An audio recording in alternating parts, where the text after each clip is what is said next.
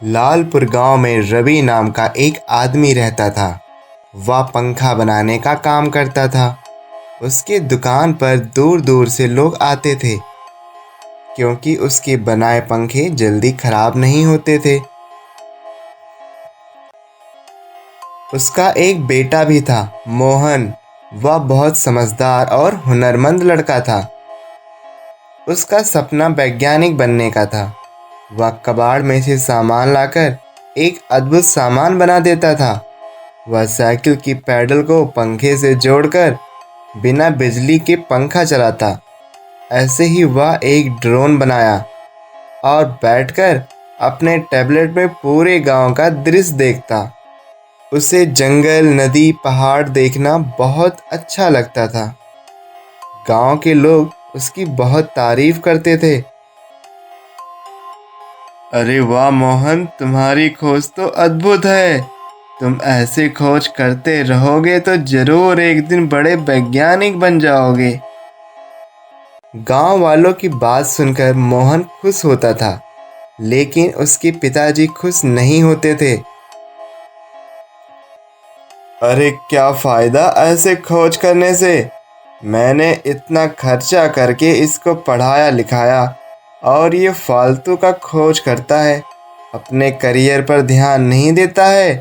घर चलाने के लिए पैसे की ज़रूरत होती है। ये नहीं सोचता कि नौकरी करके आराम से ज़िंदगी जिए। एक दिन रवि की दुकान पर सोनू आया।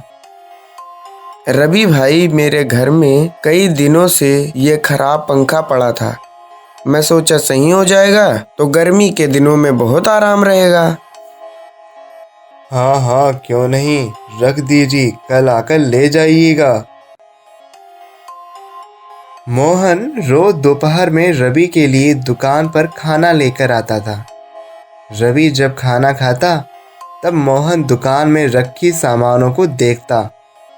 रोज की तरह वह दुकान पर रखी सामानों को देख रहा था। तभी उसकी नज़र सोनू के पंखे पर पड़ी जो उसने बनवाने के लिए दे गया था। वह पंखा उसे बहुत अच्छा लगा। मोहन जब घर जाने लगा तब चोरी से सोनू के पंखे अपने साथ ले गया। शाम को रवि पंखा बनाने के लिए ढूंढा तो पंखा दुकान में नहीं मिला। वह बहुत परेशान हो गया। अगले दिन सोनू अपना पंखा लेने आया। रवि भाई, क्या मेरा पंखा बन गया? भाई मैं माफ़ी चाहता हूँ, आपका पंखा मेरी दुकान में नहीं है। ये क्या बोल रहे हो? कल तुम्हारे दुकान पर पंखा रख कर गया था। मुझे मेरा पंखा चाहिए। तुम एक चोर हो, अच्छा पंखा देखते ही चुरा लिए। अरे भाई, मैं चोर नहीं हूँ। मैं कुछ नहीं जानता। अगर मेरा पंखा नहीं मिला तो मैं तुमसे दुगना पैसे लूँगा। यूं सोनू के चिल्लाने के बाद रवि सोचने लगा कि पंखा गायब कैसे हुआ।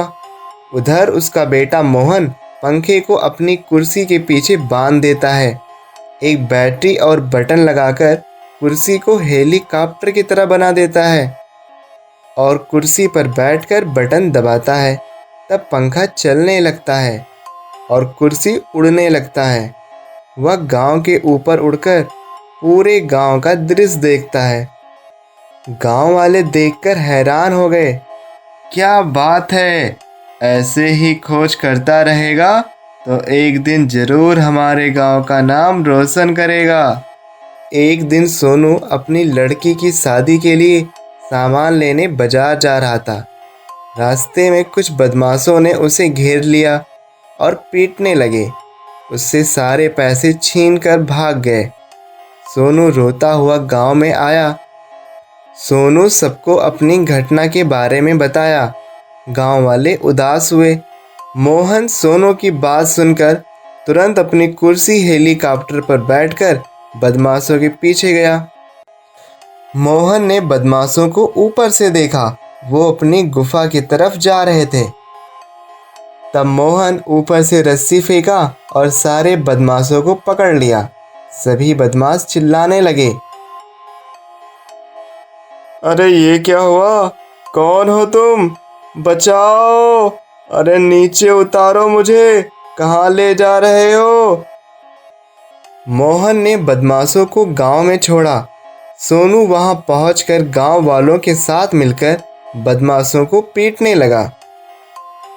अरे भाई रहने दो, मर गया रे, ये लो पैसे और मुझे छोड़ दो। सोनू बदमाशों से पैसे वापस लेता है और मोहन से कहता है, धन्यवाद बेटा, अगर तुम ना होते तो आज मैं बर्बाद हो जाता। तुमने मेरी इज्जत बचा ली। तब तक रवि भी वहां पहुंच जाता है। तब मोहन रवि को पंखे चुराने वाली बात बताता है। पिताजी मुझे माफ़ कर दीजिए, मैंने ही आपकी दुकान से पंखे चुराए थे। अगर आप कहें तो मैं इस कुर्सी हेलीकॉप्टर से पंखा निकाल दूं।